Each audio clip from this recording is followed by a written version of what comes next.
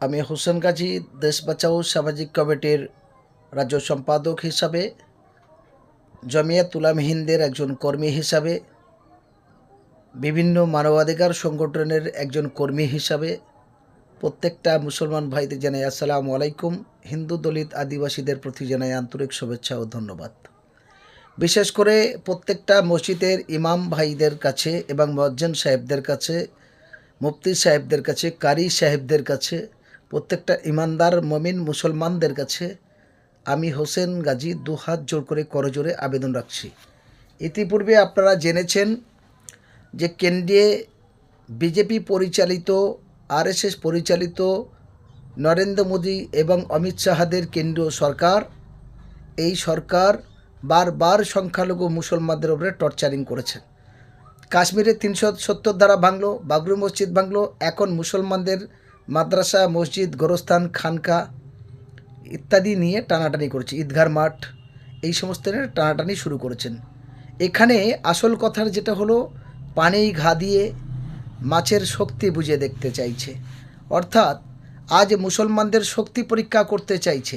আমরা যদি সত্যিকারের ইমানদার বলে দাবি করি, আমরা যদি মমিন মুসলমান বলে দাবি করি, আমরা যদি সত্যিকারের আল্লাহর উম্মত, আমরা মুসলমান, আমার মধ্যে হাকিকাত ইমান আছে, আমি মুসলমান বলে যদি দাবি করে থাকি, সে আমি হেজবুল্লাহ হই, আমি তবলিগ হই, আমি আজান গাজী হই, আমি আল হাদিস হই, আমি অন্য কোনো যে কোনো সিলসিলা বা যে কোনো মাযহাবের মানুষ হই না কেন, এবং কে তৃণমূল করবে, কে সিপিএম করে, কে কংগ্রেস করবে, কে আইএসএফ করবে, কে আদার্স দল করবে, সেটা তার ব্যক্তিগত ব্যাপার।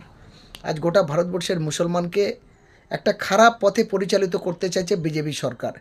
এই অপদার্থ সরকারের এই কালাকানুন আইনের বিরুদ্ধে আগামী 19 তারিখ কলকাতা শহীদ মিনারে যে মুসলিম পার্সোনাল ল বোর্ডের যে মিটিংটা ডেকেছে, এই মিটিংয়ের সঙ্গে কোনো রাজনৈতিক মতামত মেলাতে যাবেন না।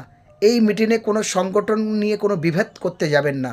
যেমন আমি হোসেন গাজী দেশ বাঁচাও সামাজিক কমিটি করি, আমি যেমন জমিয়তের সঙ্গে আছি, আমি বিভিন্ন মানবাধিকার সংগঠনের সঙ্গে আছি, আমি মুসলিম পার্সোনাল ল বোর্ডের এই মিটিংকে সমর্থন জানাচ্ছি। কেন? আজ গোটা ভারতবর্ষের পরিস্থিতি খুব খারাপ জায়গায় এসেছে। মুসলিম পার্সোনাল ল বোর্ডের যে ডাক দিয়েছে, আমি মঞ্চে গেলাম, বক্তব্য রাখলাম, এটা বড় কথা নয়। আজকে সমস্ত কমিউনিটির মানুষকে এক জায়গা করতে চাইছেন, সঠিক দাবিটাকে আদায় করার জন্য এই প্রতিবাদ সভা। এই সভায় আপনারা দলবদ্ধভাবে আসুন এবং আগামীকাল শুক্রবার প্রত্যেকটা মসজিদের ইমাম ভাইদের কাছে আমি অনুরোধ রাখবো, ইমাম সাহেবদের কাছে অনুরোধ রাখবো, আপনারা প্রত্যেকটা পাড়ায় পাড়ায় মসজিদে নিজ দায়িত্ব নিয়ে জুম্মার ঘোষণা করুন যে সকলকে 19 তারিখ শহীদ মিনার যেতে হবে। প্রত্যেকটা মসজিদে আপনারা নিজেরা এই কথাটা বলার পরে নিজের থেকে নিজের চাঁদা তুলুন। সবাই যদি আমরা 50 টাকা করে দিই, একটা মসজিদে কমসে কম 200-300 করে মুসল্লি থাকে, সবাই 50 টাকা করে চাঁদা দিয়ে আলহামদুলিল্লাহ প্রত্যেকটা মসজিদ থেকে 2টো করে গাড়ি ভাড়া করা যায়। ফলে আপনারা দলবদ্ধভাবে প্রত্যেকটা মসজিদে গাড়ি করে নিয়ে, নিজ দায়িত্ব নিয়ে গাড়ি ভাড়া করে ব্যাস লাগিয়ে যারা ট্রেনে আসবেন, তারা জয়নগর, তারা লক্ষ্মীকান্তপুর, কাকদ্বীপ, ডায়মন্ড হারবার, বজবজ এবং ক্যানিং থেকে তারা বিভিন্ন ট্রেনে আসুন। ঠিক শিয়ালদায় 12টার মধ্যে এসে পৌঁছান। শিয়ালদা থেকে মিছিল বেরোবে। তার সাথে সাথে উত্তর 24 পরগনা এবং নদিয়া, অন্য ডিস্ট্রিক্ট থেকে যারা আসবে, ডানকুনি, তারাও একইভাবে শিয়ালদা এবং হাওড়ায় থেকে নেমে মিছিল করে শহীদ মিনারে চলে আসুন। কোনো ক্ষেত্রে কোনো প্রবলেম হলে ওখানে মুসলিম পার্সোনাল ল বোর্ডের বহু নেতৃত্বরা আছে, তাদের সঙ্গে যোগাযোগ রাখবেন। আপনাদের বিশেষ কোনো অসুবিধা হলে আমি হোসেন গাজী আপনাদের সহযোগিতার জন্য আছি।